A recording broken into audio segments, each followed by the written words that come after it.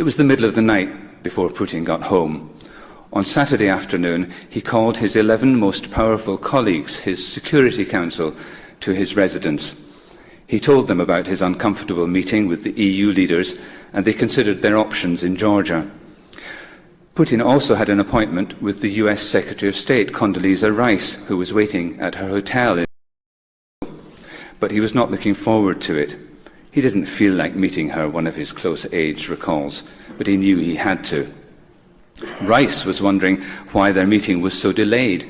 Usually, she said, he saw me right away unless he wanted to make a point. After their working session, the members of the Security Council drove to a nearby government lodge, a baronial-style chateau at Barvikha, for a special dinner. 3 members, including the Security Council Secretary, Igor Ivanov, and the future President, Dmitry Medvedev, had recent birthdays to celebrate. Here, Putin decided to play a joke on Rice. According to one of those present, he looked at his watch and a mischievous smile appeared on his face. "Why do we have to wind things up in a rush?" he said. "Let's put on a little show for her. If she wants, tell her I'll meet her here, but don't tell her I've got the entire Security Council with me." It was 5 o'clock, 5:30, 6 o'clock, 6:30, Rice recalls. Finally, about 7:30, they said, "He's ready to see you now." She and the American ambassador, Bill Burns, were whisked out into the dark, wet countryside along the elite Rublevo-Uspienskaya highway, dotted with ostentatious red brick mansions, through the luxury village of Barvikha with its Lamborghini showroom and designer boutiques, and then through the tall iron gates of the government estate. Rice and Burns had never seen such a building before in Russia, all turrets and dark stairways like Dracula's castle. Suddenly the doors of the dining room were flung open and the Americans were confronted with an unexpected sight, the full Russian Security Council, the very heart of Russian power, around a banquet table. Burns could hardly take breath, according to one witness, while Condi was full of composure. "Oh," she said, "it's the Security Council." The Russians appreciated her sang-froid. "She wasn't even an iron woman," said one Putin aide, "much higher." Her old friend Sergei Ivanov joked to her, "We're discussing top-secret matters here. Here's some top-secret military intelligence documents. Would you like to see them, Condoleezza?" There was much laughter and some raised eyebrows on the American side when the Russians brought out bottles of Georgian wine. This was just after the arrest of Russian officers in Georgia and the embargo on Georgian products. The Russians started telling crude jokes about the Georgians, which Rice could understand, despite the interpreter's attempts to clean things up.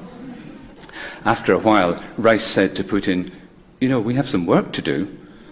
Putin took his guests off to a side room with Defense Minister Sergei Ivanov and the Foreign Minister Sergei Lavrov, who acted as interpreter. Here the talk got serious.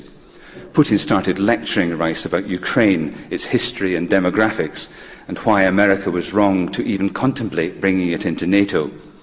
Ivanov recalled in an interview, Putin explained what Ukraine was. At least a third of the population are ethnic Russians, and the negative consequences that could arise, not only for us, but for all of Europe, if Ukraine and Georgia were dragged into NATO.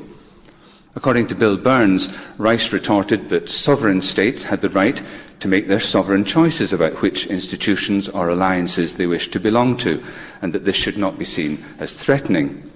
But Putin was not at all persuaded by that. "You do not understand what you are doing," he said. "You're playing with fire."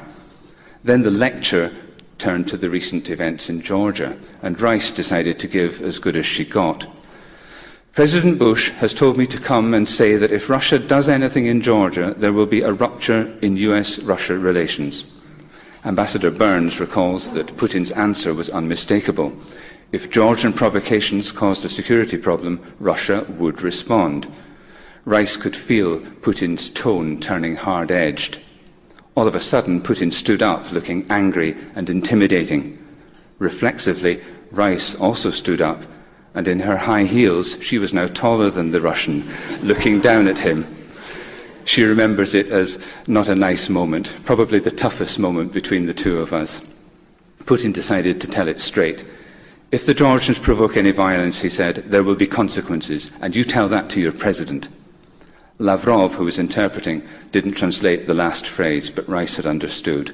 This was a forceful warning from an angry Putin, one that she would remember clearly 2 years later when Russia brought down the might of its armed forces on Georgia after Saakashvili launched an ill-conceived attack on South Ossetia.